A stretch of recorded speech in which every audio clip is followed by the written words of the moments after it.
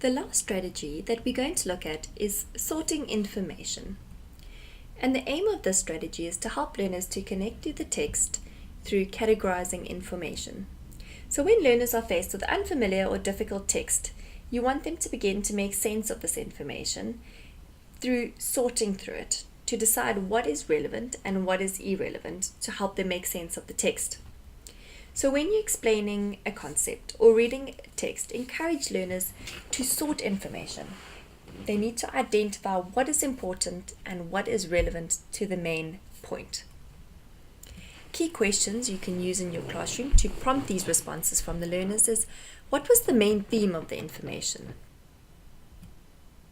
Was the sentence important to the information, or was it irrelevant? If you were to tell another person about this information, in a summary, what would you tell them? And how would you group this information together?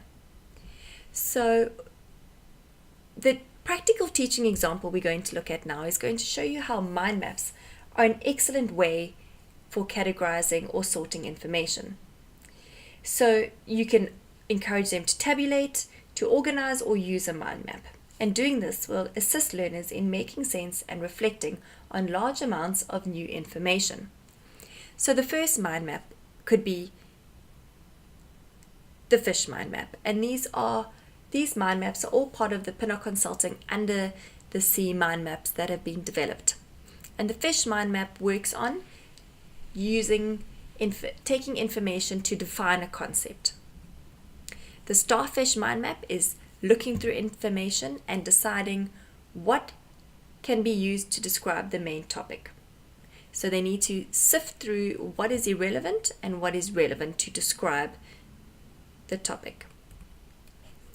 The Starfish Babies, this looks at similarities and differences. So learners have to make a comparison. So they have to look through the information and decide on topic 1 and topic 2, what is similar and what is different. The shell mind map.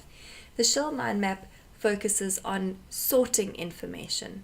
So for this example, you have to look at the following shapes and categorize them into the lines of symmetry. So lines of symmetry would be the main topic, and then the different categories of which shapes have 1 line of symmetry, 2 lines of symmetry, or more than 2 lines of symmetry. And this requires learners to be in that active understanding zone to determine which shape moves into which category. The next mind map is the eel, and here you look at ordering or putting events or information in a logical sequence. So for this example, you look at the process of photosynthesis and you write down the process in a logical order. So learners are given the information and they have to put each step of photosynthesis in a logical sequence. Another mind map could be the Starfish Babies. And the Starfish Babies is about taking a concept, a whole concept, and breaking it up into its parts. So for this example, it's types of climates. And the different parts are, you get a tropical climate, a subtropical climate, semi-desert, and temperate. And again, you describe these little elements of it. So you take a concept of the whole and you break it up into its parts. So again, it requires learners to be in that active understanding zone to sift through the information and figure out and decide what is relevant and what is irrelevant. Another mind map, which is excellent to use, is the crab mind map. And this looks at reasons and results, or cause and effect. So looking at an event such as Nelson Mandela's inspirational leadership and determining what factors were the reasons that led up to this and what were the results. And lastly, the Jellyfish mind map.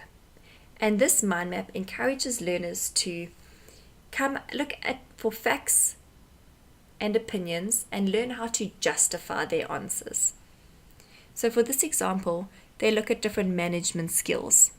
So being able to be accountable and able to carry out responsibilities.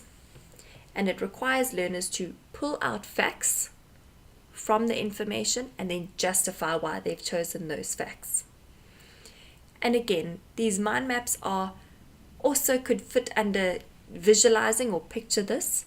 It's a great way to spark that interest and intrigue in learners in the topic, because it's a different approach. It's not the teacher just standing up there talking. It's not a note that they have to cut and paste into their workbooks. It's fun, it's engaging, it's new, and the most important part about all these reading strategies is that it pushes learners to move and work and read in that active understanding zone where they really are connecting with the text and trying to make sense of what they are reading in front of them.